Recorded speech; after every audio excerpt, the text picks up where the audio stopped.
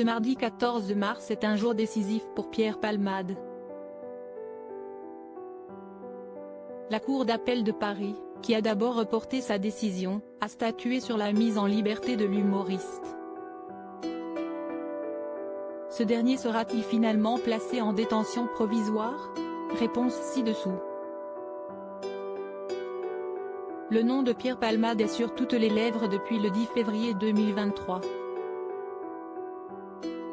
Ce jour-là, alors qu'il était sous l'emprise de la cocaïne après plus de 24 heures de fête à son domicile, l'humoriste de 54 ans a provoqué un grave accident de la route sur la RD 372, à hauteur de la commune de Villiers-en-Bière en Seine-et-Marne.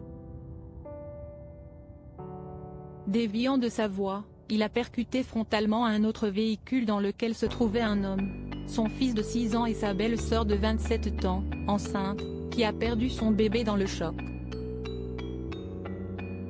Une famille meurtrie qui n'espère aujourd'hui qu'une chose, que justice soit rendue. Pour cette dernière, cela passe notamment par le fait de voir l'ancien meilleur ami de Muriel Robin derrière les barreaux, et ce le plus rapidement possible. Un souhait qui était exaucé grâce à un recours du parquet de Melun, examiné le vendredi 24 février à 9 h par la chambre de l'instruction de la Cour d'appel de Paris, qui a décidé qu'il devait bel et bien être placé en prison jusqu'à son procès. Mais ça, c'était avant qu'un nouveau rebondissement ne vienne chambouler l'affaire.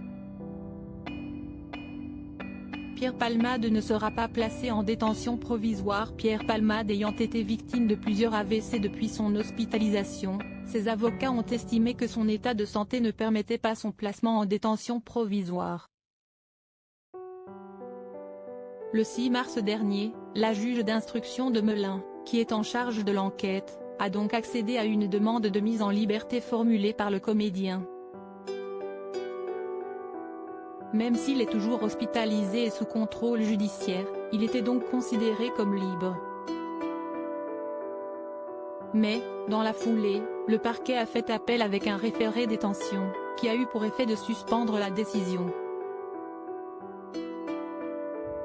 Le verdict était attendu ce vendredi mais il a finalement été repoussé à ce mardi 14 mars à 9 h.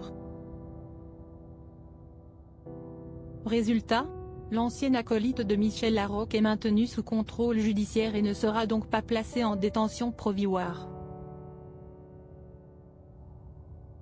Finalement son état de santé n'est pas incompatible avec une détention provisoire sauf que l'évolution de son état de santé amoindrit son risque de récidive, donc pour toutes ces raisons, la chambre d'instruction maintient son contrôle judiciaire, a-t-il été expliqué sur l'antenne de BFM Télévision. L'humoriste a toutefois une interdiction supplémentaire, celle de ne pas quitter l'établissement hospitalier où il se trouve actuellement.